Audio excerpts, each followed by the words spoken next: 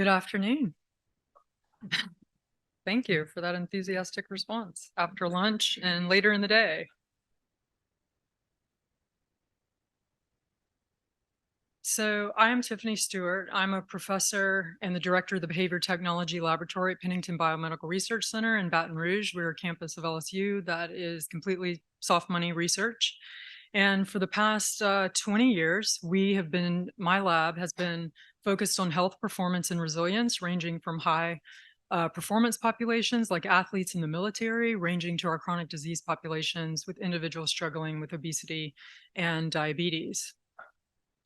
And today I'm going to talk about one of our emerging digital technologies that sits in the space somewhere between high performance and chronic disease space. And this space is really for everybody. Of note is that I am a clinical psychologist by trade. I don't know if I've seen any psychology today, but this will be a very mental, cerebral discussion. So Zig is the name of our new digital therapeutic. And what is Zig? Zig is a sharp change of direction or a pivot. The way we think about it is a very purposeful step in maybe the right direction.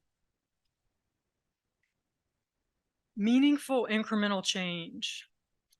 The way that we think about this is whole health, one step at a time. Now, whole health is an interesting emerging term that you might have been hearing. It lines up with this idea of precision medicine. And when we think of health, we typically think of a couple of pieces, right? We think of weight, we think of nutrition, we think of fitness. And if we're a little progressed in the last few years, we might even be thinking about sleep.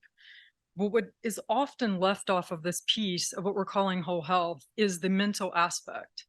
And it's not even just mental health, it's more like life management skills and it's resilience training. So we know that, for example, resilience is a psychological construct. We've studied it in the military, and we know that we can train ourselves to be more resilient and more positive coping over time.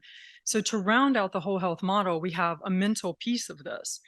And whole health represents a growing movement to treat the whole human individually with more precision medicine approach. So no matter what your job, whether you're a high performer like an athlete or a military soldier, you're a human first. Function over form. Perspective matters on our health habits. So because the person matters, the perspective on which we approach health habit change matters.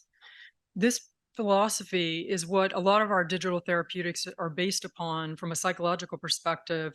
And this philosophy jumped right out of my TED Talk in 2016. And the idea here is that stigma and shame do not work to help people move health habits forward.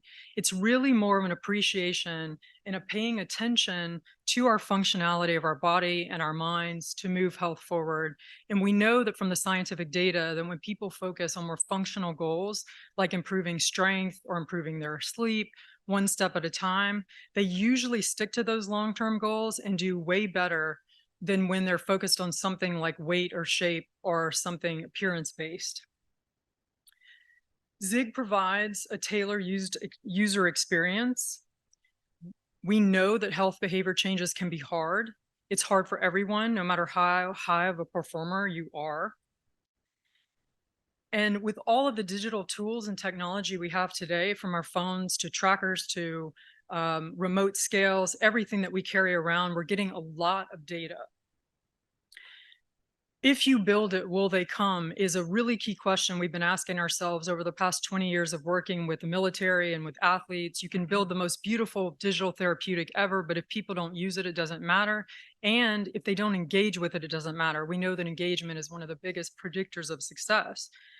What a lot of these products on the market lacks now is we're giving people a lot of information, but not really telling them what to do with it. And that is the how. So if you think about what I call awareness campaigns for health behavior change, we have billboards in the 80s that came up and said, stop smoking, it's going to ruin your life, it's going to kill you.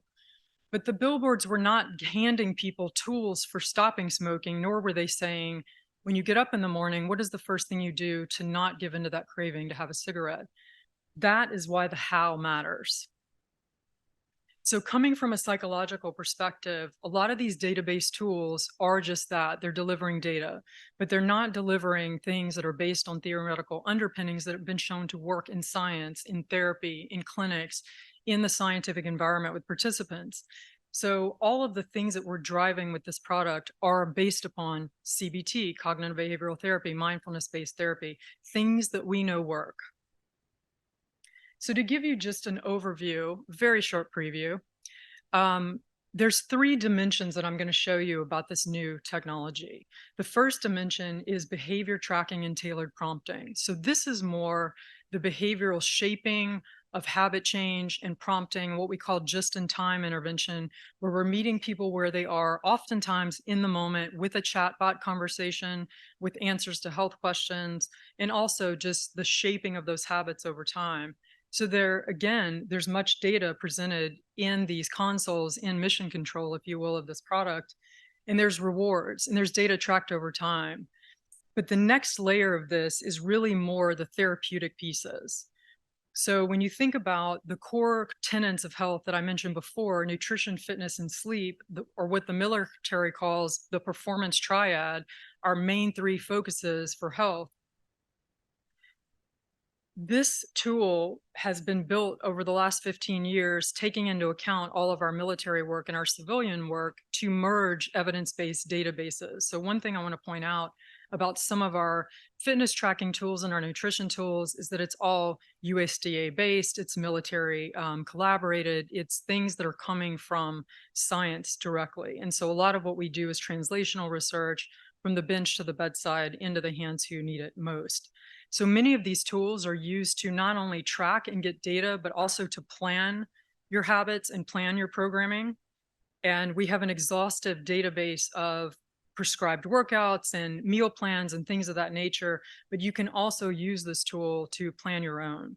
All of this comes from multidisciplinary teams of experts in their fields. Now, the third dimension, the third leg of the stool that I was talking about earlier, mental health and resilience.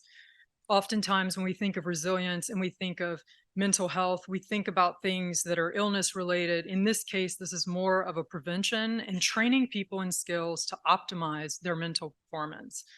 So we have journaling tools and meditation tools and anxiety and stress reduction pathways as a force of this program. We have tracker integration of all kinds. And as I said before, pulling in the data through wearables into the app, but giving people the guidance on what to do with that data to change their health behavior and guide them along their path is really where the rubber meets the road. All of this technology is very layered to give the user a very seamless experience, but to also wrap up their data in many different ways to push engagement over time, which might look like something like a roll up at the end of the week. It might look like a reward. It might look like a mantra that was set for the week. All things are possible, go for it, and a reminder of those things. Finally, customization and scalability. We've managed to customize plug and play versions of these products for different environments like employee wellness programs, clinical clinics, people working with patients one-on-one.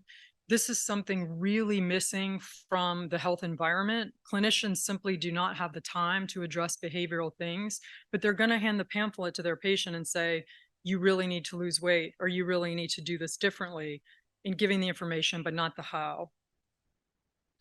So finally, just to reiterate, small habits lead to big change, and it all starts with one step. Everything we accomplish in life starts with a single step. We reach a destination because we took the steps to get there, even the small journeys like getting to bed each night.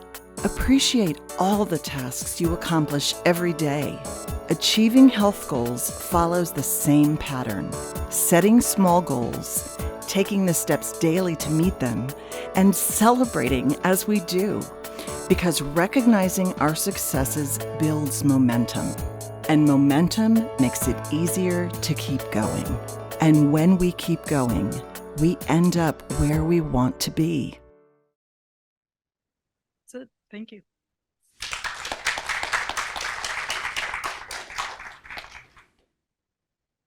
Any questions?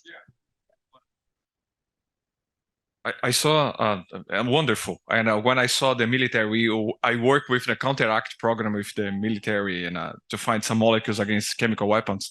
That's wonderful. And I'm wondering, you can use your platform in smartwatch, or you have to have a new, some kind of wristband or something like that, or you can incorporate in some place that already exists. So right now, this is an iOS app, and we have developed a parallel component Android version.